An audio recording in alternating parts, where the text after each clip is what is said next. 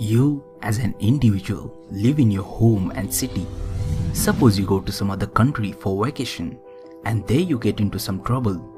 So you contact your nation's embassy in that country, which rescues you from your situation. At least they send you back to your home and country.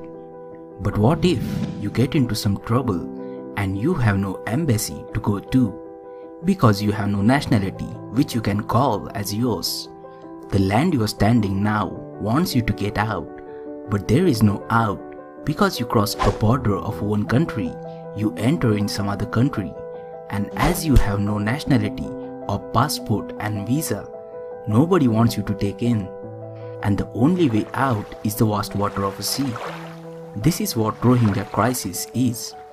But how exactly it evolved and how it's affecting many countries, let's find out. Hi friends, you're watching Mindscape and let's begin. The Rohingya people are a Muslim minority group residing in Rakhine State, formerly known as Arakan. And as I said before, Rohingya people are considered stateless entities as the Myanmar government has been refusing to recognize them as one of the ethnic groups of the country. It all began in British era. The British colonized Myanmar for more than 100 years, from 1824 to 1948 to be specific, and around that time migration of laborers from Myanmar to India and Bangladesh was significant. This kind of migration was considered as an internal movement because the British administered Myanmar as a province of India. At that time, Bangladesh and Pakistan were part of India too. Although the native population viewed the migration of laborers negatively. However, after the independence of Myanmar in 1948, the government considered the migration as illegal and thus denied citizenship to the Rohingya population. The Union Citizenship Act was passed and Rohingyas were not included. In 1982, a new citizenship law was passed that also did not include Rohingya in the list of country's 135 ethnic groups. The law, however, established 3 levels of citizenship, and the basic level required naturalization. That is, the person required proof of having family living in Myanmar prior to 1948. The Rohingyas lacked such documents because they were also initially denied the citizenship. As a result, their basic rights were snatched from them. From 1970s, the troops started crackdown in Rohingya villages and thus performed crimes against humanity, forcing the Rohingya population to flee from Myanmar. The Buddhists in Myanmar started to see Rohingyas as illegal Bengali immigrants. Since then, the Muslim Rohingyas have been fleeing from Myanmar by the thousands. Tension between the Rohingya and other religious groups have exploded into conflict. The violence and turmoil began in 2012. The first incident was when a group of Rohingya men were accused of raping and killing a Buddhist woman. The Buddhist nationalists retaliated by killing and burning the Rohingya homes, and the Rohingyas have started to flee to other countries for safe haven. More than 140,000 of the estimated 1 million Rohingya have been forced to seek refuge in displacement camps. In late May 2015, about 3,000 Rohingya refugees traveling to other countries in Southeast Asia had been rescued from the sea, while several thousand more were believed to be trapped with a little food and water on the boats floating at the sea. And as large number of population started to move out of Myanmar, it started affecting other neighboring countries, as huge number of people started to enter into other countries illegally. In that, Bangladesh, there are 32,000 registered Rohingya refugees, but according to one report, in May 2015, another 200,000 unregistered Rohingya were living in Bangladesh.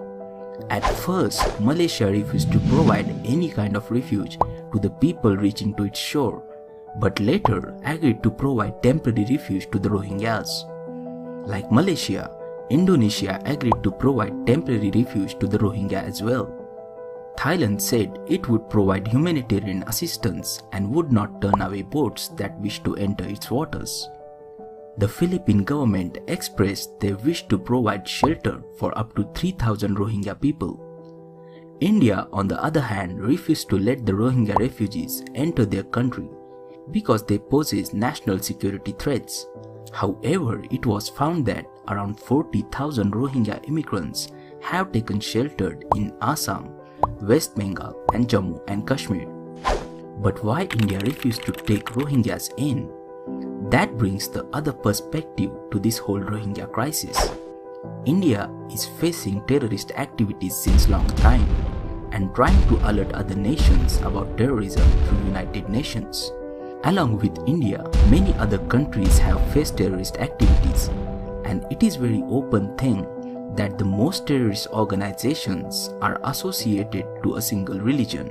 That doesn't mean the religion is wrong, but as we know, the terrorist organizations and militant groups use the religion to sympathize and attract new activists from their own religion. So people with this particular religion becomes the potential threat.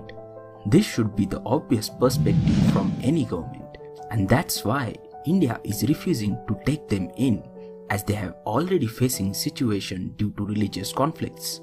So India is right at their position.